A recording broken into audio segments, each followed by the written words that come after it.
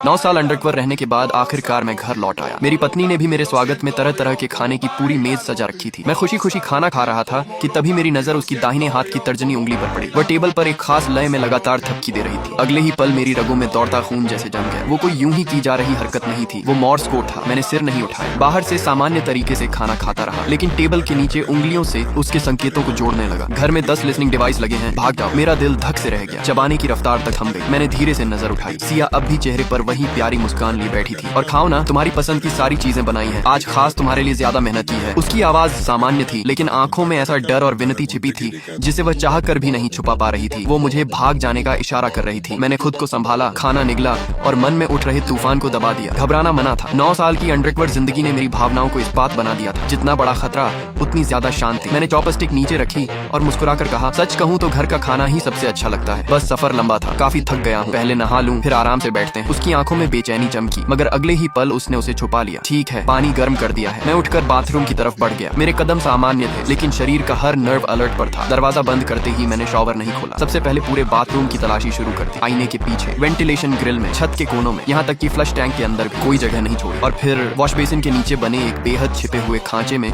मेरी उंगलियां किसी ठंडी धातु से टकराई। मैंने उसे बाहर नहीं निकाला, सिर्फ उंगलियों से उसका आकार महसूस किया। माचिस जितना छोटा डिवाइस, लेकिन मैं उसे पहचान गया। ये सेना में इस्तेमाल होने वाला नया हाई ग्रेड लिसनिंग डिवाइस था। 500 मीटर दूर से भी दिल की धड़कन तक रिकॉर्ड कर सकता था। मेरी पीठ पर ठंडा पसीना निकल आया। ये साधारण निगरानी नहीं थी, ये प्रोफेशनल और जानलेवा ऑपरेशन था। आखिर कौन था इसके पीछे? क्या मेरी पहचान उजागर हो चुकी थी या फिर सिया किसी के नियंत्रण में थी? मैंने तुरंत शॉवर चालू कर दिया। पानी की तेज आवाज पूरे बाथरूम में गूंजने लगी, जिससे कुछ हद तक आवाजें दब सकती थी। मैं ठंडी टाइल्स से टिक गया और तेजी से सोचने लगा। 10 डिवाइस, मतलब घर का लगभग हर कोना निगरानी में था। मेरी हर बात, हर हरकत, हर सांस किसी की नजर में थी। क्या अभी भाग जाना चाहिए? नहीं। अगर मैं चला गया तो सिया का क्या होगा? जो लोग पूरे घर में निगरानी उपकरण लगा सकते हैं, वो उसे भी पूरी तरह कंट्रोल कर रहे होंगे। मैं भागा तो शायद उसकी मौत आई थी। नहीं, मुझे यहीं रहना होगा और इन लोगों को बेनकाब करना होगा। मैंने जल्दी से नहाया और बाहर निकल आया। अब मेरे चेहरे पर कोई तनाव नहीं था, बल्कि नहाने के बाद की सामान्य राहत दिखाई दे रही थी। सिया तब तक बर्तन समेट चुकी थी और सोफे पर बैठकर एक कॉमेडी शो देख रही थी। मैं समझ गया, वो उन अनदेखी आंखों और कानों के लिए अभिनय कर रही थी। मैं उसके पास जाकर बैठ गया, एक सेब उठाया और चाकू से धीरे धीरे उसका छिलका उतारने लगा। इन सालों में तुम्हें बहुत मुश्किलें झेलनी पड़ी होंगी, मैंने धीरे से कहा। वो मेरी तरफ मुड़ी, उसकी आंखें हल्की लाल थीं। नहीं, बस तुम सही सलामत लौट आए, यही काफी है। थोड़ा रुक कर उसने आगे कहा, हाँ, पापा की तबीयत इन दिनों ठीक नहीं रहती, वो हमें बहुत याद कर रहे हैं। कल मेरे साथ मायके चलोगे? उनसे मिलाएंगे। मेरे हाथ में पकड़ा चाकू एक पल के लिए रुक गया। उसके पहले वाले मॉर्स कोड में मायके जाने का कोई जिक्र नहीं था। मतलब ये एक नया संदेश था।